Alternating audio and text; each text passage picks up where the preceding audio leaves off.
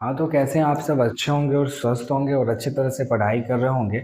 और आज जो हम लोग पढ़ने वाले हैं क्लास 10th फिजिक्स चैप्टर 5 जो कि आपका है विद्युत धारा का चुंबकीय प्रभाव।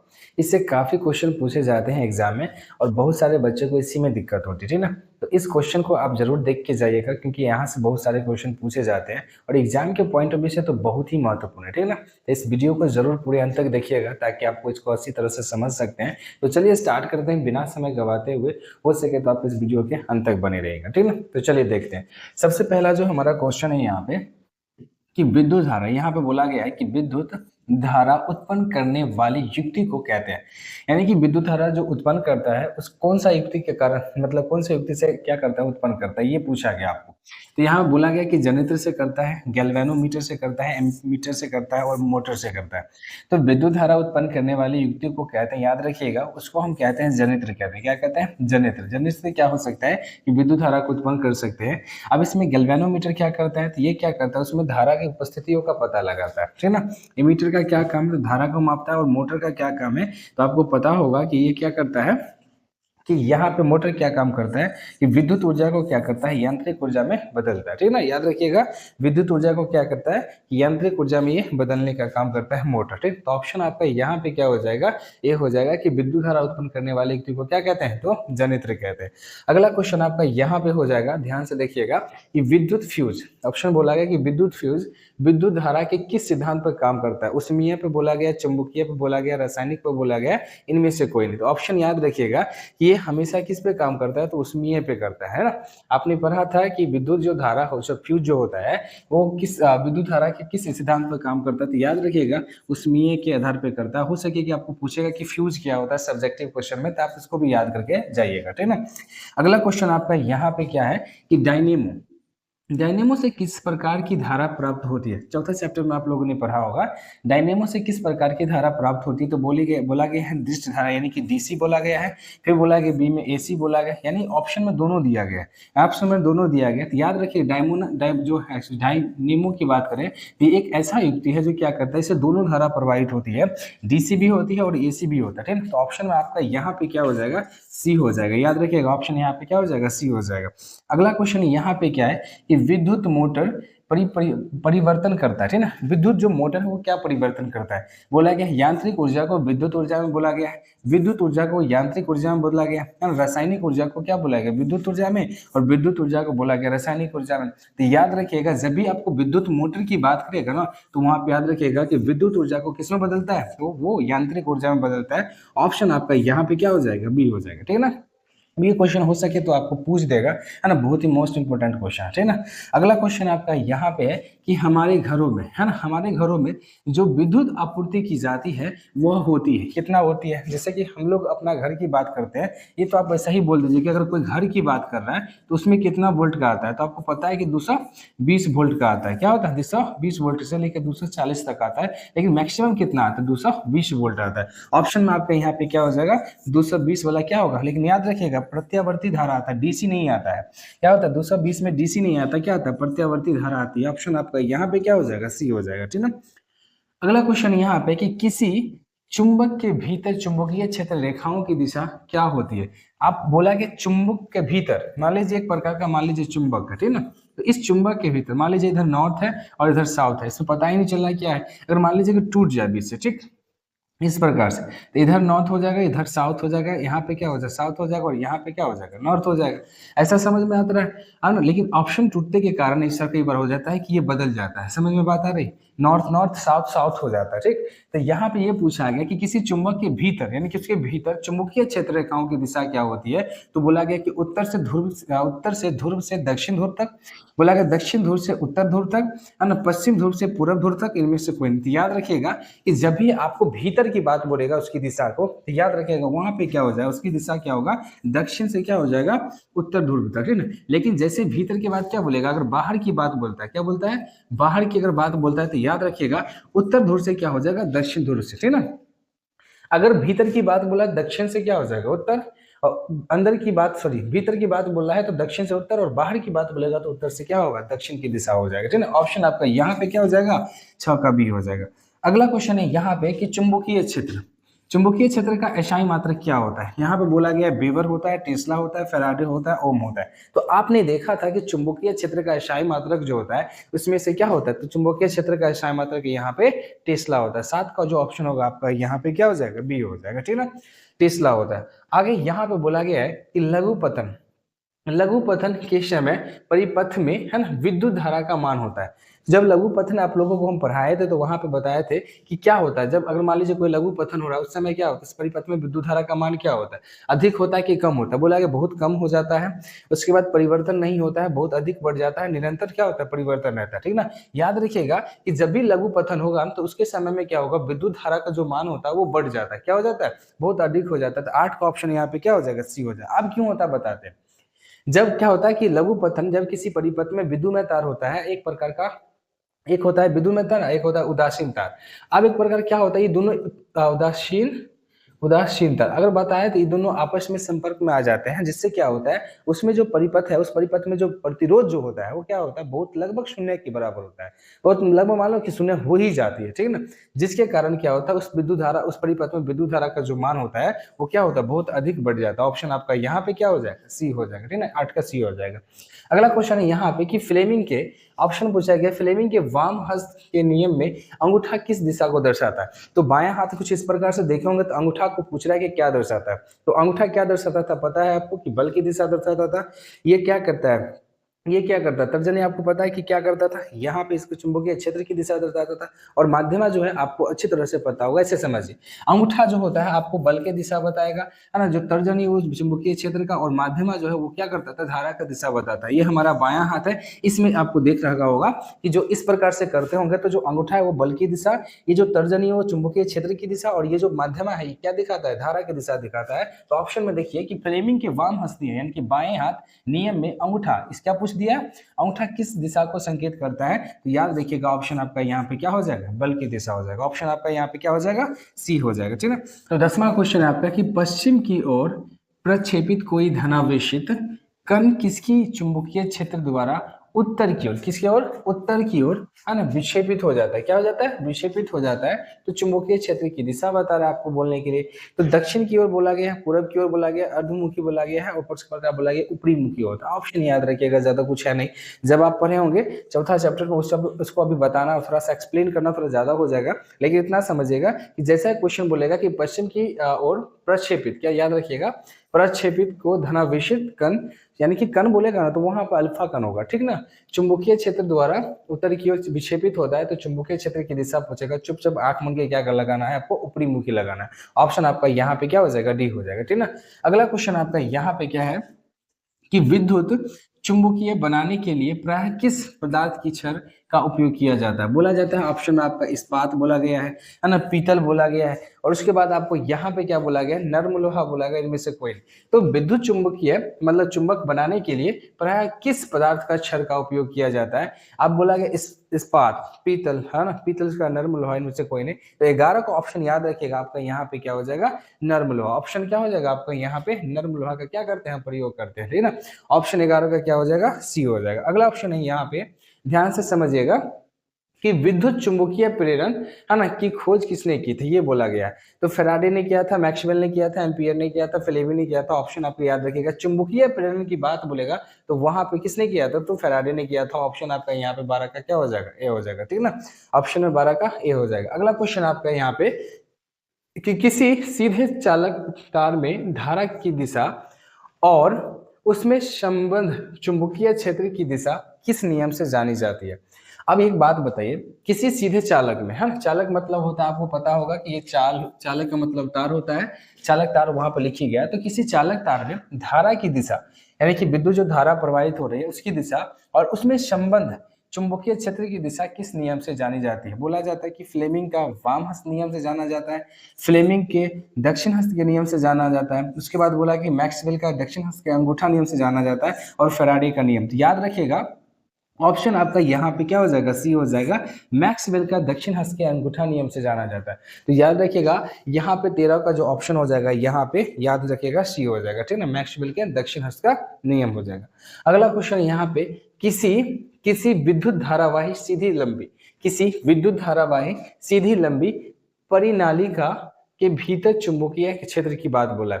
कह रहा है कि शून्य हो जाता है, इनमें इनके सिरे की ओर जाने पर घटता है, इनके सिरों की ओर आने पर घटता है ना, जाने पर बढ़ता है। मतलब सीधे एगो में जाने पर घटता है और एगो में क्या होता है, बढ़ता है। उसके बाद बोला गया कि सभी बिंदुओं पर समान होता है। तो याद रखिएगा परिणालकी के बाद बोलेगा, मतलब परिणालका का बात बोलेगा तो वहां पे क्या होता है, सभी बिंदुओं पे क्या होता है कि चुंबकीय जो क्षेत्र होगा, याद रखिएगा चुंबकीय जो क्षेत्र होगा हमेशा समान होगा। तो 14 का जो ऑप्शन होगा, ऑप्शन हो जाएगा यहाँ पे डी हो जाएगा, ठीक है ना। अगला हो जाएगा 14 का ऑप्शन डी। अगला जो है यहाँ पे बोला गया है कि डायनेमो है ना, डायनेमो किस सिद्धांत पर कार्य करता है? विद्युत चुंबकीय प्रेरण, प्रेरित चुंबकीय पर, चुंबकत्व पर, धारा के उसमें प्रभाव पर, इनमें से कोई नहीं। याद रखिएगा जो डायनेमो का कार्य जो होता है वो क्या करता है, विद्युत चुंबकीय प्रेरण पर कार्य करता है। ऑप्शन ऑप्शन हो जाएगा 15 का ए हो जाएगा, ठीक है ना। 15 का ऑप्शन क्या हो जाएगा, ए हो जाएगा। अगला क्वेश्चन है आपका यहाँ पे कि लघु पतन, लघु पतन के समय परिपथ का प्रतिरोध क्या हो जाता है ना, प्रतिरोध पूछा था अभी जस्ट पीछे क्वेश्चन बताए। तो लघु पतन के समय में क्या होता है, प्रतिरोध क्या होता है, बहुत अधिक हो जाता है या बहुत कम हो जाता है, परिवर्तित नहीं होता है, निरंतर होता है। ऑप्शन में जखनी ऑप्शन मैंने बताया था कि लघु पतन के समय में क्या हो जाता है, प्रतिरोध शून्य के बराबर हो जाता है। किसके बराबर हो जाता है, शून्य के बराबर हो जाता है। तो ऑप्शन क्या हो जाएगा, ऑप्शन हो जाएगा बहुत ही कम हो जाता है। ऑप्शन 16 का क्या हो जाएगा, बी हो जाएगा, याद रखिएगा।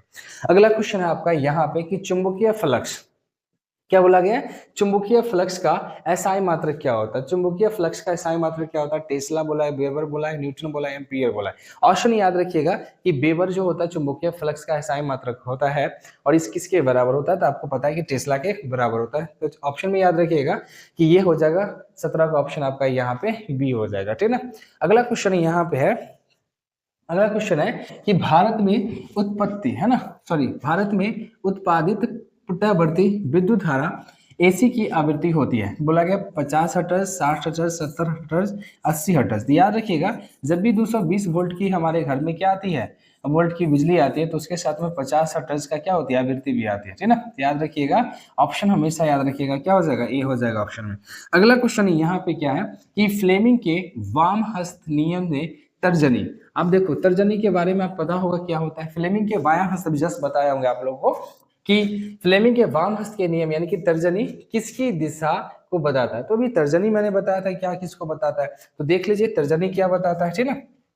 अभी मैंने आपको बताया था कि तर्जनी क्या बताता है, ठीक। तो देखिए यहाँ पे क्या कह रहा है कि बाएं हाथ के नियम की बात बोला है। क्या हमारा क्वेश्चन ये है, चलिए बोला गया है कि तर्जनी क्या बताता है, तो विद्युत क्षेत्र की दिशा बताता है। तर्जनी ऑप्शन में यहाँ पे क्या हो जाएगा, विद्युत क्षेत्र की दिशा बताता है ना। तो याद रखिएगा आपको कौन सा क्वेश्चन कराना था हमको, यहाँ पे देखिए हम बात कर रहे थे इस जगह पे, ठीक ना, इस जगह पे थे कि फ्लेमिंग के वाम हस्त नियम में तर्जनी क्या बोला गया था, तर्जनी किसकी दिशा को दर्शाता है, बल की दिशा को तो अंगूठा दर्शाता है। चुंबकीय क्षेत्र की दिशा की बात बोले धारा की दिशा, धारा की दिशा तो हमारा तर्जनी दर्शाता है। लेकिन ऑप्शन यहाँ पे बोला, सॉरी ऑप्शन बोला गया यहाँ पे तर्जनी ना, तर्जनी दर्शाएगा। ऑप्शन में हो जाएगा आपका चुंबकीय क्षेत्र की दिशा, ये बताया जाता है कि आपको कौन बताना है। तो ऑप्शन में आपका यहाँ पे क्या हो जाएगा, बी हो जाएगा, ठीक ना। 19 का ऑप्शन आपका यहाँ पे क्या हो जाएगा, बी हो जाएगा, याद रखिएगा, ठीक ना। अगला क्वेश्चन है यहाँ पे घरेलू वायरिंग में 3 तार होते हैं। जब घर का वायरिंग किया जाता है तो उसमें 3 तार होते हैं, है ना, जिसमें पहला होता है आपका विद्युन्मय। विद्युन्मय का मतलब होता है लाल, याद रखिएगा इसका जो मतलब होता है यहाँ पे विद्युन्मय का मतलब यहाँ पे क्या होता है, लाल होता है। उसके बाद क्या होता है यहाँ पे लाल यहाँ लिखा गया है ना, यहाँ पे याद रखिएगा ये आपका लाल होता है। उसके बाद उदासीन का मतलब याद रखिएगा ये काला की बात कर रहा है। उसके बाद भू संपर्कित तल की बात बोलेगा तो यहाँ पे हरा होगा। तो यहाँ पे ऑप्शन देखिए कि हरा काला लाल होगा, ये तो होगा ही नहीं, है ना। उसके बाद बोलेगा लाल काला हरा, ये ऑप्शन हो जाएगा, ऑप्शन क्या हो जाएगा, बी हो जाएगा। यानी कि ऑप्शन 20 का भी क्या हो जाएगा, बी हो जाएगा, ठीक ना। लाल हरा काला ये भी नहीं होगा और काला लाल हरा ये भी नहीं होगा। ऑप्शन में क्या होगा, लाल काला हरा। हाँ उल्टा होगा तो उल्टा दीजिएगा, सीधा है तो सीधा दीजिएगा। ऑप्शन आपका यहाँ पे क्या हो जाएगा, बी हो जाएगा। अगला क्वेश्चन यहाँ पे कि विद्युत धारा के चुंबकीय प्रभाव का सर्वप्रथम पता किसने किया था, किसने लगाया था। बोला गया कि न्यूटन, ऑस्टेड, फेराडे, मैक्सवेल। तो विद्युत धारा के चुंबकीय प्रभाव क्या बोला गया, विद्युत धारा के चुंबकीय प्रभाव यानी कि 4th चैप्टर आप लोग पढ़े होंगे तो वहां पे बता दिया गया हुआ कि विद्युत धारा का जो चुंबकीय प्रभाव का सर्वप्रथम पता किसने लगाया था। तो ऑप्शन लिखिएगा ऑस्टेड होगा, क्या होगा, ऑस्टेड। यानी कि 21 का ऑप्शन भी आपका यहाँ पे क्या हो जाएगा, बी हो जाएगा, ठीक ना। अगला क्वेश्चन आपका यहाँ पे क्या है कि चुंबकीय क्षेत्र क्या बोला गया, चुंबकीय क्षेत्र रेखाएं एक दूसरे को क्या होती है, काटती है, एक प्रकार से कभी नहीं काटती, लंबवत काटती है, इनमें से कोई नहीं। देखिएगा कि जब भी चुंबकीय क्षेत्र की बात करेगा तो वो एक दूसरे को कभी नहीं काटेगी, और ये संभव ही नहीं। ऑप्शन ऑप्शन क्या हो जाएगा, बी हो जाएगा। चुंबकीय क्षेत्र रेखाएं जो होती है कभी एक दूसरे को नहीं काटती है, ऑप्शन आपका यहाँ पे बी हो जाएगा, ठीक है। अगला क्वेश्चन है कि गैल्वेनोमीटर का उपयोग किया जाता है। गैल्वेनोमीटर का उपयोग किया जाता है, किसके लिए किया जाता है, ये बोला गया कि प्रतिरोध के बारे में बोला गया, विद्युत धारा की उपस्थिति के बारे में, विभवांतर के बारे में से कोई नहीं। तो मैंने आपको बताया था गैल्वेनोमीटर का एक ही काम है कि उसमें धारा प्रवाहित जो होती है उसकी उपस्थिति का पता लगाना होता है। ऑप्शन आपका यहाँ पे क्या हो जाएगा, बी हो जाएगा तो उसका, ठीक ना। अगला क्वेश्चन है यहाँ पे, पृथ्वी का विभव कितना होता है। याद रखिएगा जब पृथ्वी का विभव का बात बोलेगा तो ऋणात्मक बोला है, धनात्मक बोला है, शून्य बोला है, अनंत बोला है। तो जब भी विभव की बात बोलेगा पृथ्वी का तो वो शून्य होता है, ठीक ना। ऑप्शन याद रखिएगा यहाँ पे 24 का क्या हो जाएगा, ऑप्शन सी हो जाएगा, वो शून्य हो जाता है, ठीक ना।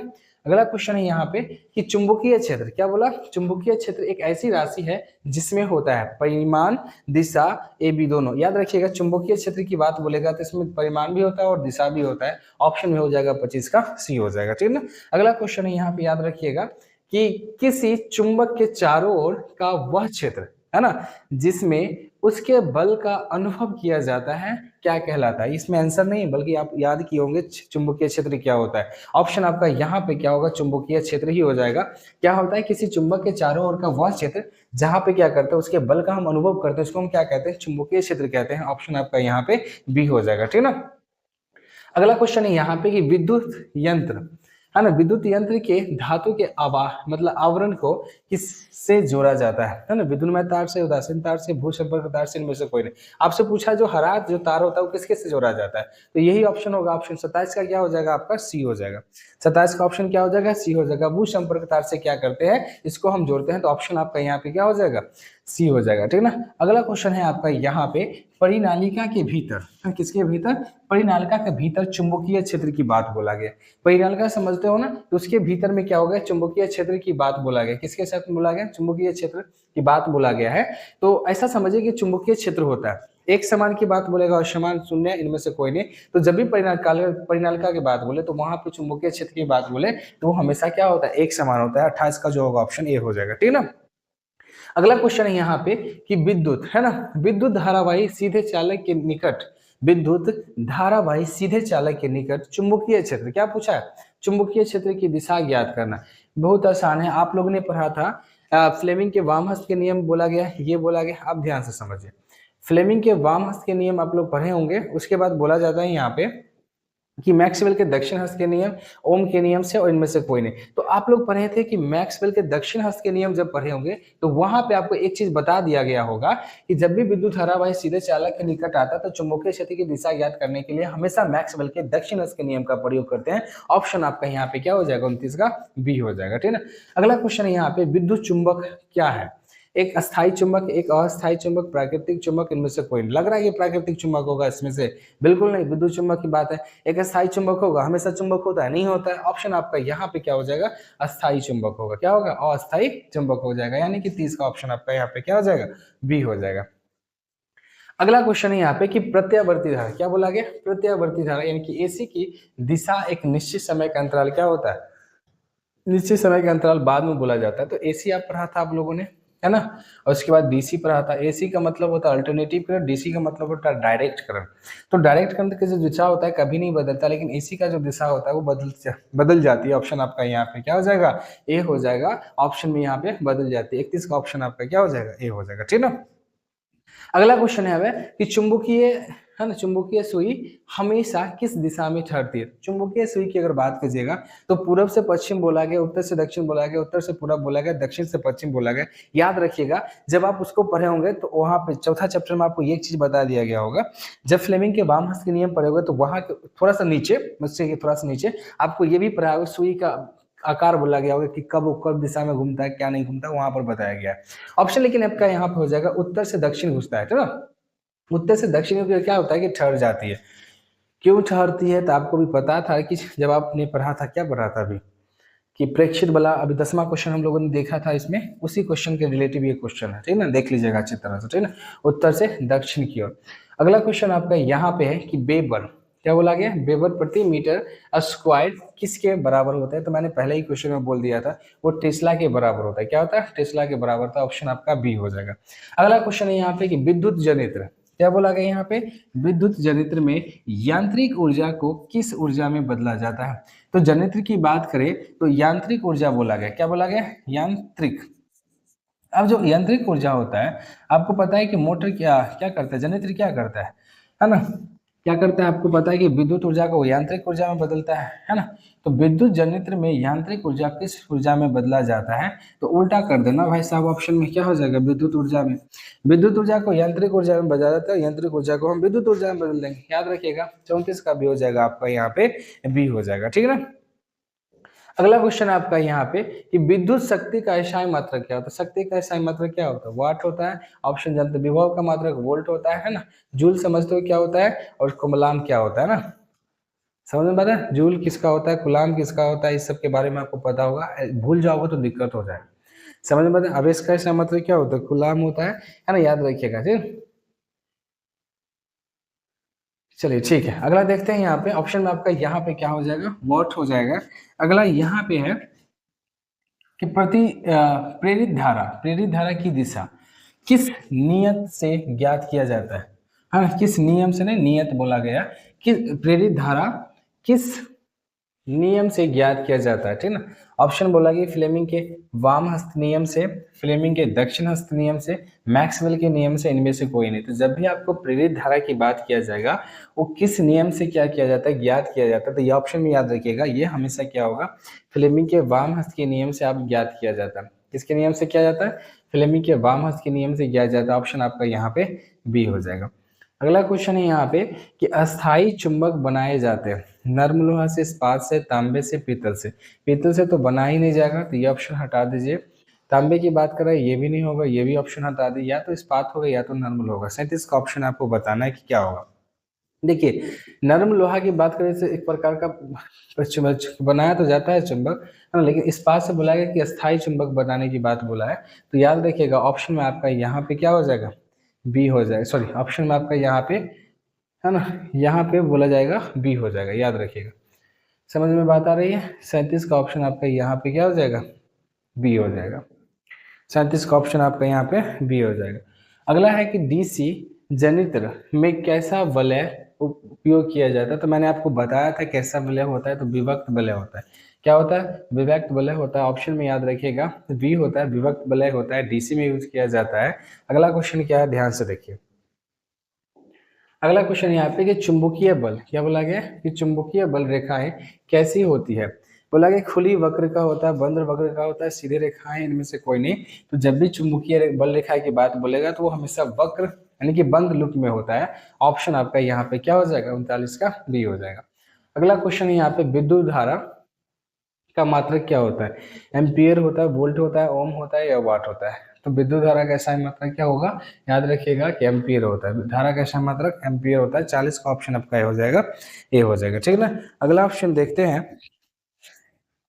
अगला ऑप्शन देखते हैं यहाँ पे कि चुंबकीय क्षेत्र रेखाएं चुंबक के बाहर किस ध्रुव से निकलती है। तो याद रखिएगा, ऑप्शन आपका ए बोला गया उत्तर ध्रुव से, दूसरा बोला गया दक्षिण ध्रुव से, चुंबक के माध्यम से, और इनमें से कोई नहीं।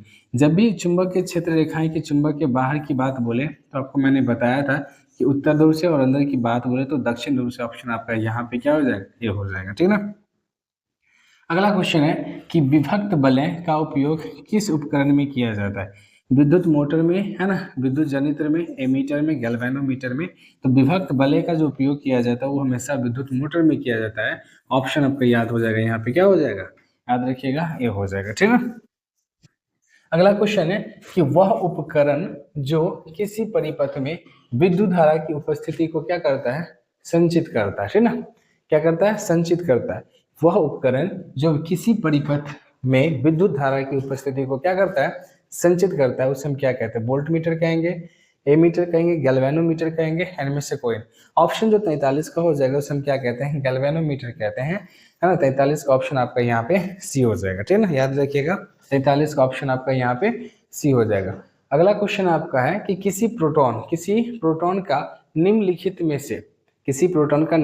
से कौन सा गुण किसी चुंबकीय क्षेत्र में मुक्त गति करते समय परिवर्तन होता है?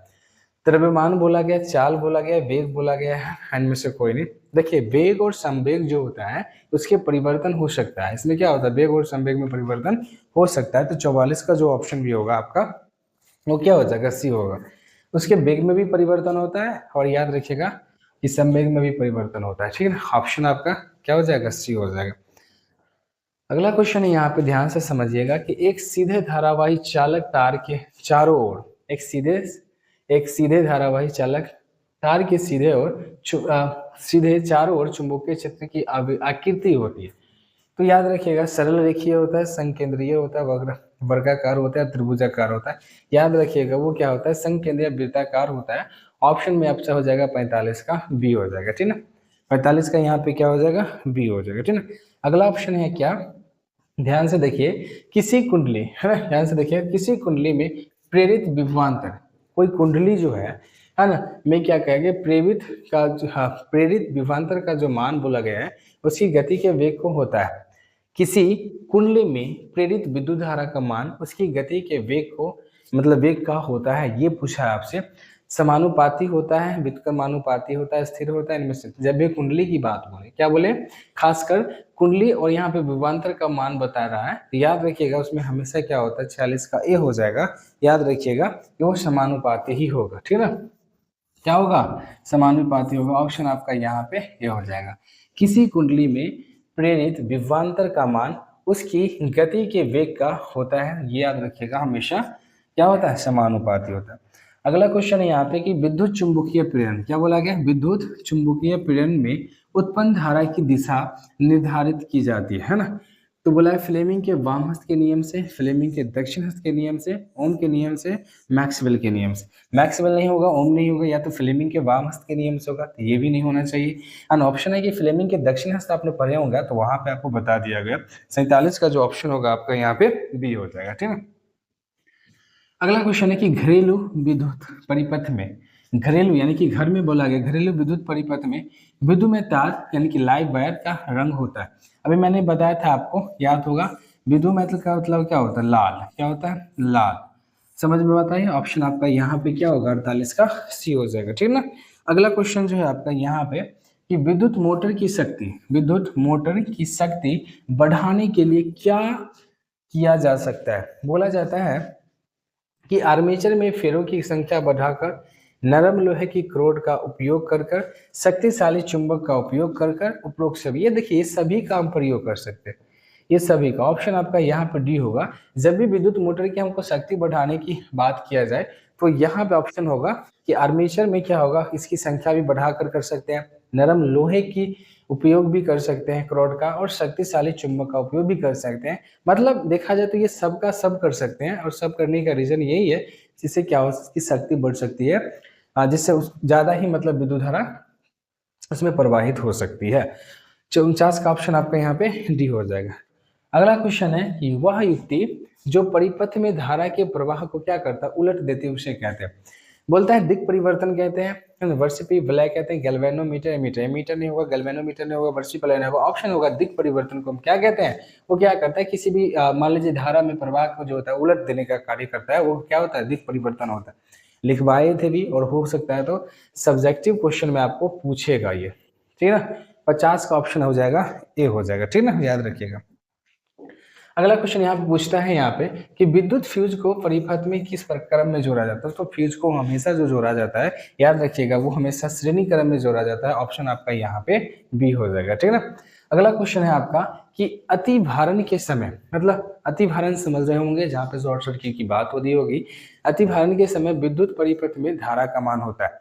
तो अति भारण की बात शून्य हो जाता है, बहुत अधिक बढ़ जाता है, घट जाता है, और स्थिर हो जाता है। ऑप्शन एक है बहुत ज्यादा होता है अति भारण के समय, जिससे शॉर्ट सर्किट भी बहुत हो जाती है, जिसके कारण फ्यूज जल जाता है। 52 का ऑप्शन आपका यहाँ पे बी हो जाएगा। अगला क्वेश्चन है, याद रखिएगा कि चुंबक के दोनों ध्रुवों के बीच की दूरी को क्या कहते हैं। ऑप्शन में बोला गया चुंबकीय लंबाई, वास्तविक लंबाई, वक्रता, तेजन में से कोई नहीं, तो चुंबकीय लंबाई कहते हैं। दोनों के बीच की दूरी को चुंबकीय। 53 का ऑप्शन यहाँ पे ए हो जाएगा। ठीक है ना, समझ में बात आ रहा है। अगला क्वेश्चन यहाँ पे किसी एसी, क्या बोला है, किसी एसी जनित्र और डीसी जनित्र में एक मूलभूत अंतर यह है कि क्या पूछा गया है, किसी एसी जनित्र और डीसी जनित्र में एक मूलभूत अंतर यह बताएं। एसी जनित्र में विद्युत चुंबक होता है, बिल्कुल होता है, जबकि डीसी में अस्थायी चुंबक होता है। ये क्या ऑप्शन है, ये बिल्कुल गलत है ना। डीसी जनित्र उच्च वोल्टेज पैदा करता है, ये भी गलत ऑप्शन करता है। एसी जनित्र उच्च वोल्टेज पैदा करता है, यानी ये भी नहीं होगा। लेकिन ऑप्शन में दिया गया है कि एसी जनित्र में सर्पी वलय होते हैं, ठीक है ना, जबकि डीसी में क्या होता है, विभक्त वलय होते हैं। देखिए आ गया ना ऑप्शन में, यहाँ पे एक हो गया कि जब भी डीसी की बात बोलेगा तो सर्पी वलय होगा, और जब भी एसी की बात होगा तो वहां पे विभक्त वलय होगा। ऑप्शन में आपका यही हो जाएगा, डी में ऑप्शन हो जाएगा, ठीक है। अगला क्वेश्चन देखते हैं यहाँ पे क्या है, ठीक है ना। हे हट जाओ, हट जाओ। अगला क्वेश्चन यहाँ पे है, देखिए, हाँ 54 हो गया। 55 की बात करते हैं। यहाँ पे बोला गया है कि चुंबकीय क्षेत्र की तीव्रता का मात्रक ऑस्ट्रेल किसके सम्मान में रखा गया था, है ना। बोला गया, देखो नाम ही से कहा गया ना, माइकल फ्राडे, अंद्र मैरी एम्पियर, बोला गया आइजैक न्यूटन, ऑप्शन में हंस क्रिश्चियन ऑस्ट्रेल। ऑप्शन हो जाएगा यहाँ पे 55 का ए हो जाएगा, ठीक है ना। 55 का ऑप्शन क्या हो जाएगा, ए हो जाएगा, ठीक है ना। अगला क्वेश्चन है आपका, माइकल फ्राडे क्या थे। एक प्रसिद्ध खगोलीय थे, एक प्रसिद्ध भौतिक शास्त्री थे, एक प्रसिद्ध रासायनिक शास्त्र, एक प्रसिद्ध जीवनकाल थे। ये थे ऑप्शन में, एक प्रसिद्ध भौतिक रसायन शास्त्री थे, यानी कि 56 का जो ऑप्शन होगा आपका यहाँ पे बी हो जाएगा, ठीक है ना। अगला क्वेश्चन यहाँ पे क्या है कि विद्युत चुंबकीय द्वारा उत्पन्न चुंबकीय क्षेत्र, क्या बोला है, विद्युत चुंबकीय द्वारा उत्पन्न चुंबकीय क्षेत्र की राशि, क्या हो गया ये आया, बोला है कि शक्ति किस पर निर्भर करता है, फेरों की संख्या पर, धारा की परिणाम पर, क्रोड की प्रकृति, इनमें से कौन है। ऑप्शन में देखना है आपको, क्वेश्चन देखना है यहाँ पे कि विद्युत चुंबकीय द्वारा, किसके द्वारा, विद्युत चुंबकीय द्वारा उत्पन्न चुंबकीय क्षेत्र। मान लीजिए किसी धारा में विद्युत धारा प्रवाहित, तो उसमें क्या होता है, चुंबक द्वारा क्या, उसमें उत्पन्न चुंबकीय जो क्षेत्र होती है किस शक्ति पर निर्भर करता है। फेरों की संख्या में बोला गया है ना, 57 में आपको बताना है ना, याद रखिए। बोला गया है कि धारों के परिणाम पर, क्रोड की प्रकृति पे, तो ये जो सारे के सारे हैं, इन सारे पे डिपेंड करता है, ठीक ना। इन सारे के अब बावजूद कुछ नहीं है इसका, याद रखिएगा। ये जो निर्भर जो होते हैं, इन सारे पर निर्भर करते हैं, यानी कि इन सभी पर निर्भर करते हैं। ऑप्शन आपका हो जाएगा डी। दक्षिण हस्त अंगूठा, दक्षिण हस्त अंगूठा नियम में अंगूठा किसकी दिशा बताता है, चुंबकीय क्षेत्र, धारा, बल की दिशा में से कोई नहीं। दक्षिण समझते हो, एक होता है वाम हस्त नियम, दूसरा होता है दक्षिण हस्त नियम। ये मैं आपको पूछ रहा है। 58 का जो हो जाएगा ऑप्शन, क्या बताना है, ऑप्शन बताइए क्या होता है। देखिए, वाम हस्त में बल दिखाता है, और याद रखिएगा दक्षिण में क्या करता है, वो धारा की दिशा दिखाता है। इस बात को याद रखिएगा। 58 का ऑप्शन हो जाएगा बी हो जाएगा। ऐसी मतलब एसी धारा की आवृत्ति, बोला कि एसी धारा की आवृत्ति भारत में 50 हर्ट्ज है। कितना है, 50 हर्ट्ज है। इसका अर्थ है कि धारा का अपनी दिशा बदलती होगी। धारा अपनी दिशा बदलती हो, 1 सेकेंड में 50 बार, 1 सेकेंड में 100 बार, 1 सेकेंड में 200 बार, 1 सेकेंड में 10 बार। ऑप्शन में याद रखिएगा, जब 50 हर्ट्ज होगा, क्या होगा, 50 हर्ट्ज होगा, तो याद रखिएगा कि 1 सेकंड में वो क्या करेगा, अपना जो दिशा बदलेगा वो 100 बार बदलेगा। ऑप्शन आपका यहाँ पे क्या हो जाएगा, बी हो जाएगा। लास्ट क्वेश्चन है आपका यहाँ पे कि नर्म लोहे के क्रोड पर लिपटी कुंडली को क्या कहते हैं। एक नर्म लोहा जो होता है, उसके क्रोड, क्रोड का मतलब छड़ की बात बोला गया, तो उस पर जो एक्चुअली लिपटी हुई कुंडली की बात बोला, क्या होता है, डायनेमो, आर्मेचर, फ्यूज, विभक्त वलय। अब बताओ डायनेमो का क्या काम है ना, आर्मेचर के क्या काम है, फ्यूज, विभक्त, इसमें से आपको छांटना है। तो देखो डायनेमो तो होगा नहीं। फ्यूज की बात करें तो ये श्रेणी क्रम में इसका कोई काम नहीं, बल्कि इसका लघु पतन से बचाने के लिए होता है। विभक्त वलय भी आपने देखा था क्या होता है, इसमें कब लगाया जाता है, डीसी में लगाया जाता है कि एसी में लगाया जाता है। ये बहुत बच्चा को दिक्कत क्रिएट करता है, इसलिए इसको देख के जाइएगा अच्छी तरह से, ठीक है ना। उसके बाद ऑप्शन में आपका फ्यूज भी नहीं होगा, उस ऑप्शन में आपका यहाँ पे क्या होगा, आर्मेचर हो जाएगा। क्या होगा, आर्मेचर। नर्म लोहे के क्रोड पर लिपटी कुंडली को क्या कहते हैं, तो आर्मेचर कहते हैं। ऑप्शन आपका यहाँ क्या हो जाएगा, 60 का ऑप्शन बी हो जाएगा। तो कुल मिलाकर देखा जाए तो आज जो हम लोग ने क्या किया, 60 क्वेश्चन देखा, जो कि आपके 5th चैप्टर के थे, 5वां चैप्टर का था। और बहुत सारे बच्चों को दिक्कत होता है इस बात की कि इससे कई बार बच्चों को कुछ मतलब जो सब्जेक्टिव क्वेश्चन, इसमें दिक्कत होता है। तो मैं ऑलरेडी करा चुका हूँ, आप जाके उस वीडियो को जरूर देखिएगा। ऐसा होता है ना कि जब आप पढ़ रहे हो तो उस समय अच्छी तरह से नहीं पढ़ते हो, कंसिस्टेंसी ध्यान नहीं दे पाते हो, इस वजह से आप उस चीज़ों को अच्छी तरह से नहीं समझ पाते हो। अगर शुरुआत से अगर टीचर से अच्छी तरह से पूछिएगा तो आपको जरूर समझ में आएगी, लेकिन आप ऐसा करते नहीं हो, ठीक है ना। तो खैर इस बात को रहने दीजिए, लेकिन अगर आप पढ़ना होगा तो आपको अच्छी तरह से समझना होगा, ठीक है ना। तो आज के लिए इतना ही रहने देते हैं, मिलते हैं नेक्स्ट वीडियो में। तब तक क्या कीजिएगा, इस वीडियो को लाइक कर दीजिएगा, चैनल को सब्सक्राइब कर दीजिएगा, ठीक है, और शेयर भी कर दीजिएगा, ठीक है। तो मिलते हैं नेक्स्ट वीडियो में, धन्यवाद।